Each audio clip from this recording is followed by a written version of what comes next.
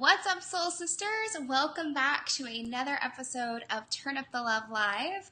Today we're actually going to be wrapping up our last and final episode on this month's body positivity theme.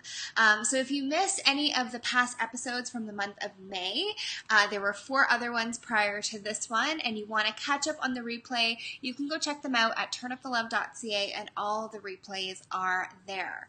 But this week, I was actually inspired by a body positivity networking event that I went to last Friday, and it was hosted by the Holistic Parent, which is a local magazine to Waterloo region. I'm from Waterloo, Ontario, Canada. And that's really what inspired this combo today. So sit tight because you're in for a real treat. This one's going to be an awesome one.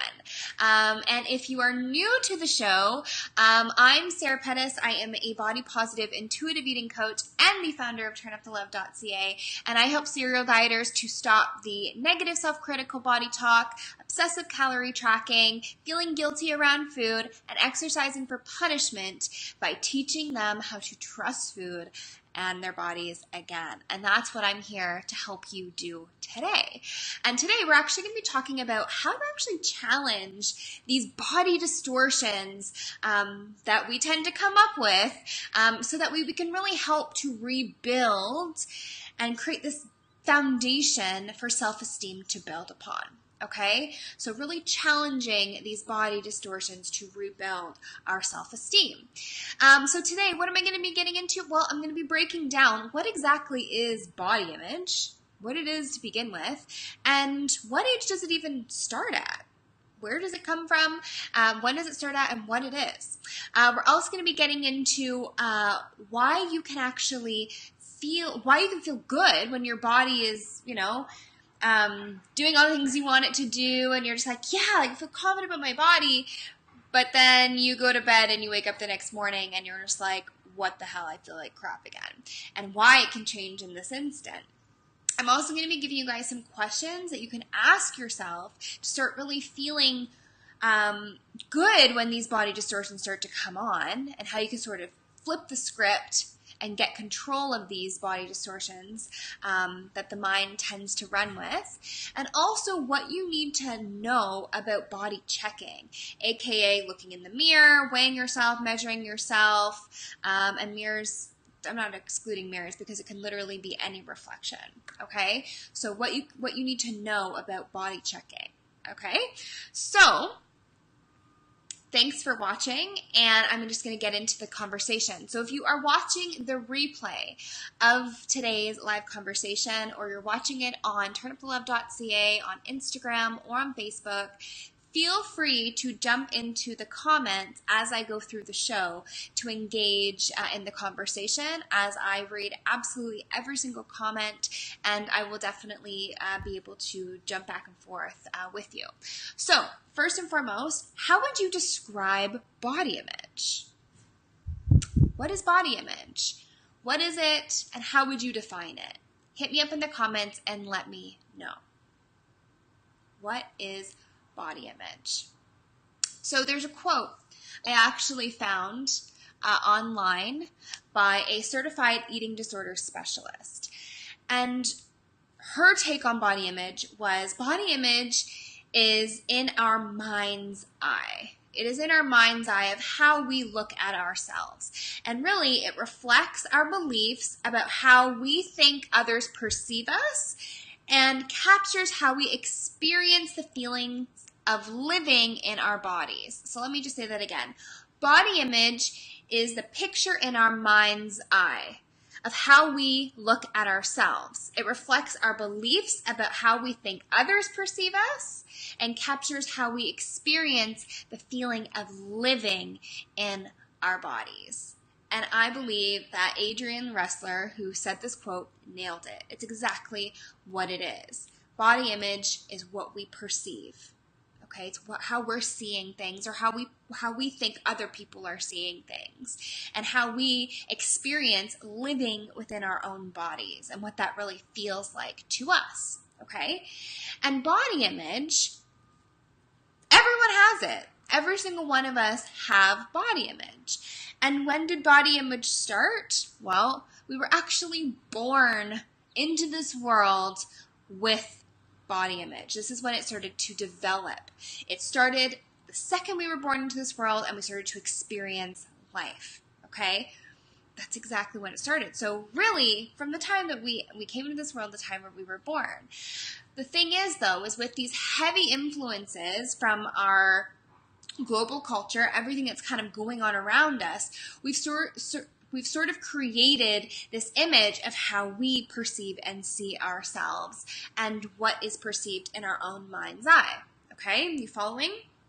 So although we may have hoped to have this ideal body image, where it's very positive and, it's very reflective of living in a positive state, every single one of us are all susceptible to finding faults in who we are, how we look, and how we feel in our bodies. Okay, we're all susceptible to this. No one can dodge this. Culture's there, it's happening, and it's putting these thoughts and these ideas into our mind, right? We're really feeding ourselves this incredibly steady diet of this self-criticism, and it's really paving the way for this self-depreciation to sort of take control over our minds, right? And it can really start to stick like glue. It can really start to hold us in and make us feel paralyzed and out of control about what we're experiencing. We feel like we're just stuck in it and there's nothing that we can do. And this is exactly why it's so incredibly important that we challenge our perceived body image or body distortions that we're seeing. Okay, this is exactly why it's so important to challenge them, because that is exactly how you take back your power. That's how you take back your power, okay?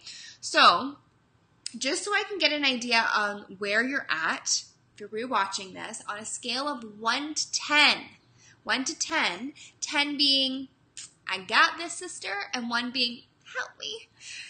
Tell me where you're at right now on reframing your challenging perceived body image. Where are you at on reframing your ideas about your body image, I guess I should say? Where are you at? Scale of 1 to 10. Hit me up in the comments. 10 being, I got this, I'm good, and 1 being, help me out, sister.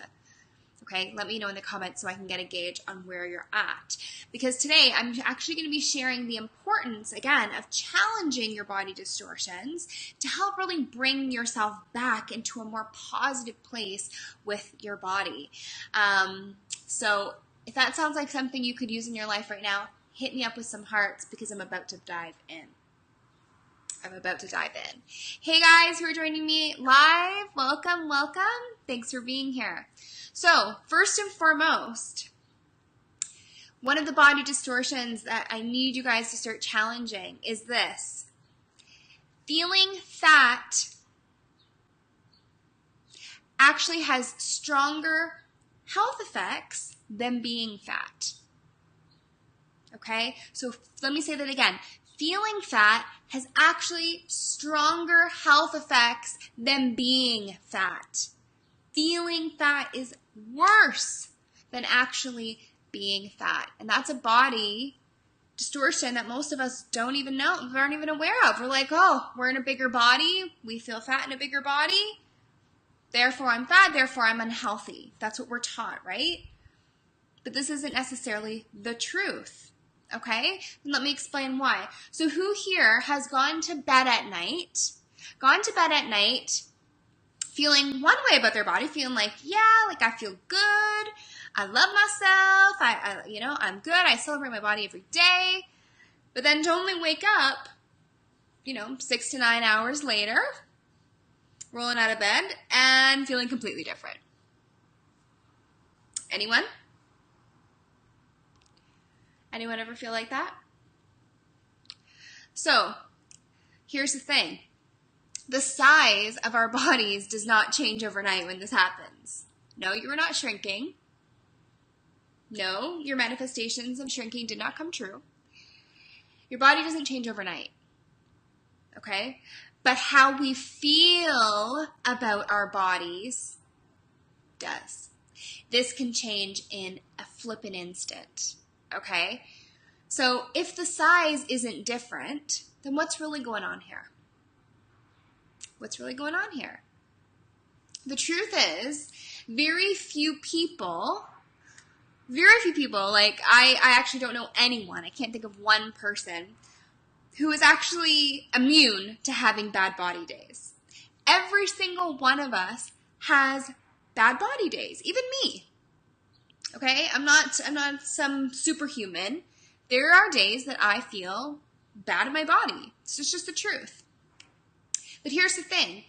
Feeling fat, the feeling of feeling fat, this can become someone's only language to actually describe feeling uncomfortable or vulnerable or any emotion, right? This could be someone's only language that they use, right? So instead of feeling, say, angry, someone then says they feel fat. Someone is fighting with your partner. Say you're fighting with your partner. They say, oh, I'm feeling fat, versus that they're feeling loneliness or sad, right?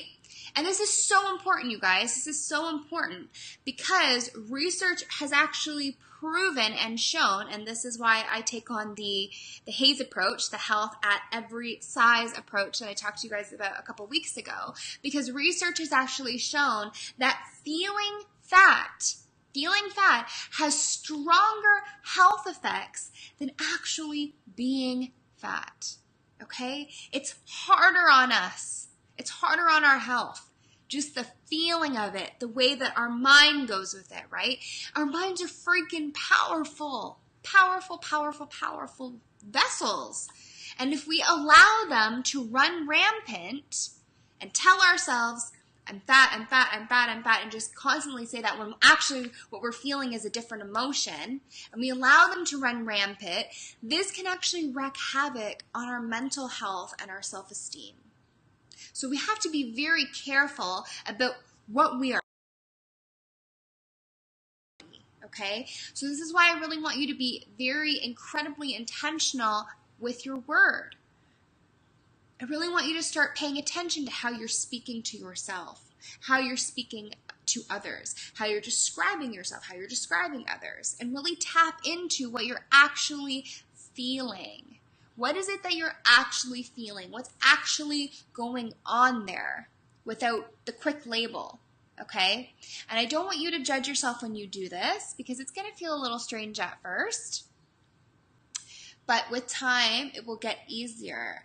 But I invite you to really lean in to your feelings rather than just writing it off as something else. Okay? I hope you guys are following me here. If you're following me, hit me up in the comments with a hell yes. I hear you. I hear you. Next thing. This will help you to challenge your body distortions. Focus on the feels. I see this one a lot.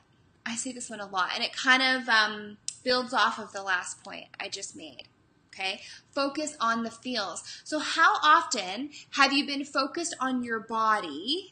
Focus on your body when later you realize that your body isn't actually the problem at all. Has anyone ever experienced this? Where you think that your body is causing you all these problems, but then later you realize, oh no, it's actually that I was dealing with fill in the blank. Right? If so, hit me up in the comments with a yes. So by learning to pay attention to what we're feeling, and by actually catching ourselves in a distorted thought around body image, you can actually take action in a more healthier, more effective way, okay? So rather than automatically just resorting to, this disordered eating behavior, which often is a side effect of us getting caught up in our mind. And you know what, you guys, I tell this to the women I work with all the time and the clients I work with all the time. This is not about the food. This is about your thinking about what you're eating, Okay, this is what you're thinking about what you're eating. So when you're catching yourself in this distorted thought around body image or around food, you can take a healthier action by catching yourself in that moment. So I want you to get curious with yourself, okay? I want you to start asking yourself some questions to help you to get to the bottom of this, okay? So first question. If I weren't thinking about my body, what would I be thinking about? If my body image wasn't the only thing on my mind, what would I be thinking about? Another one. Am I exhausted? Am I tired? Is my period due? Sorry if there's any males watching, but this is a women's show. Is my period due? Like, am I hormonal right now? Am I feeling sad? Am I feeling angry? Am I feeling disappointed? Am I frustrated about something? Start asking yourself some questions. Find out what it is that you're actually feeling, okay?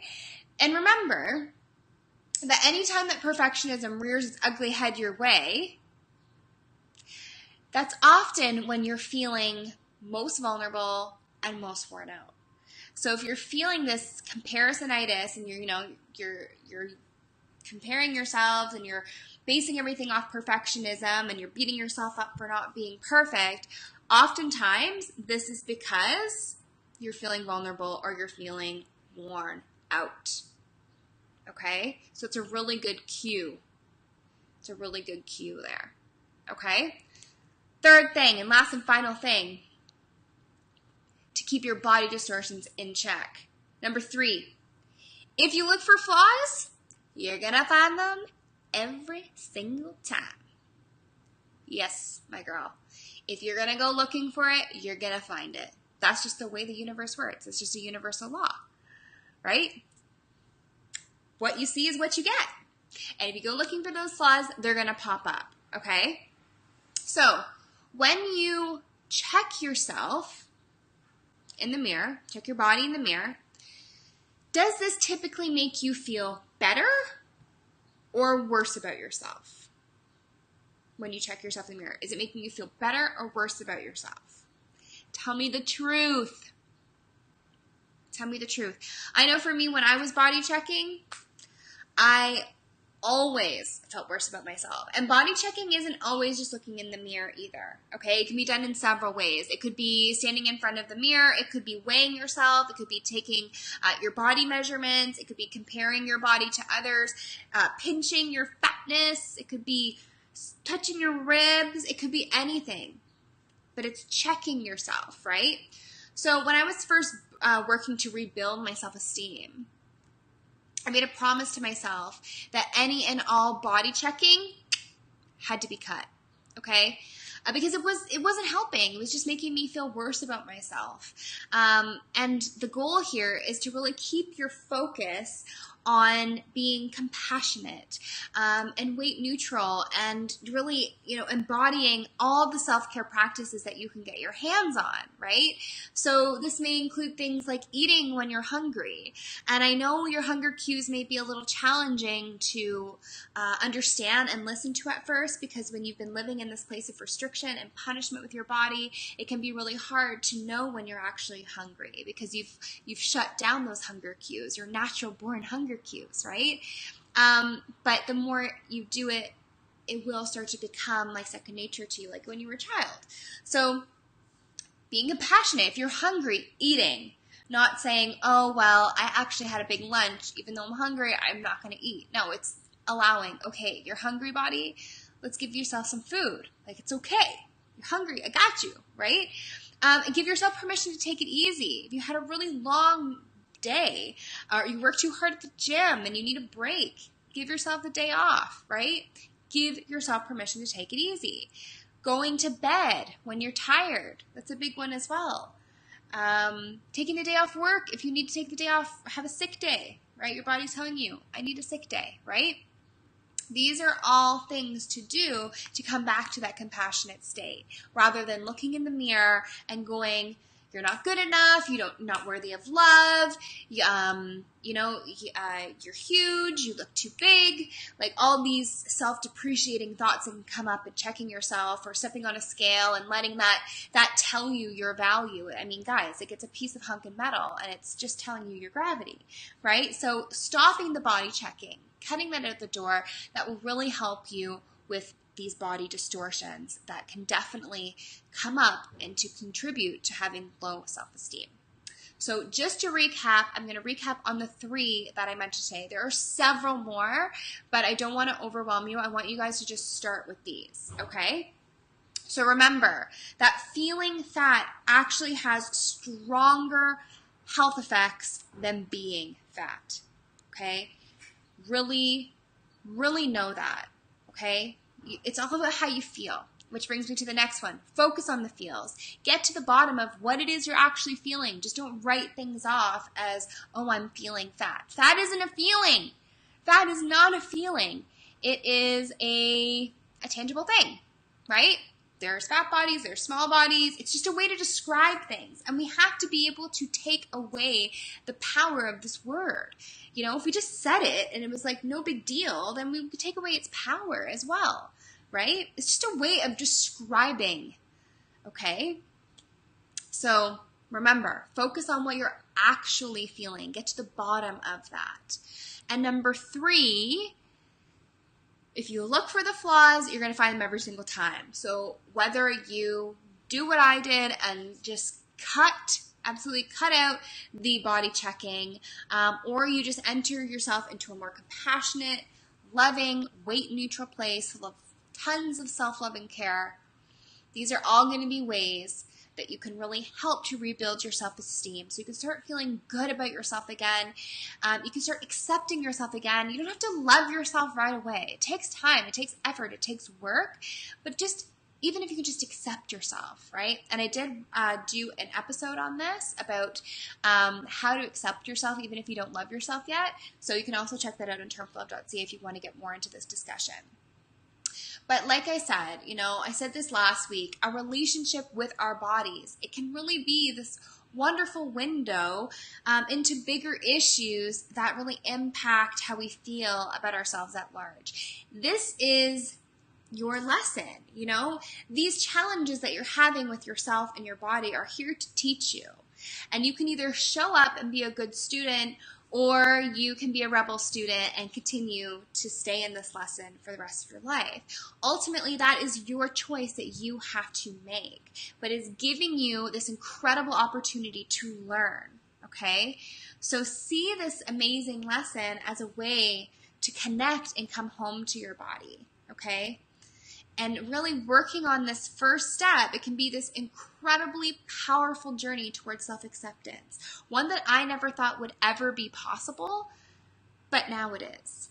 And I'm so grateful for that. And I'm so incredibly grateful for that. So now I want to hear from you guys. If you are watching the replay of this, I want to hear from you. Share with me today what your biggest takeaway was from today's live conversation. And let me know what you're hearing me say in all of this. I always like to hear in your guys' words what you're getting from this conversation. Okay? So hit me up in the comments, let me know. And like I said, I read every single comment that comes in, and I will definitely respond directly to that. And also, again, we're wrapping up the topic today on all things body positivity.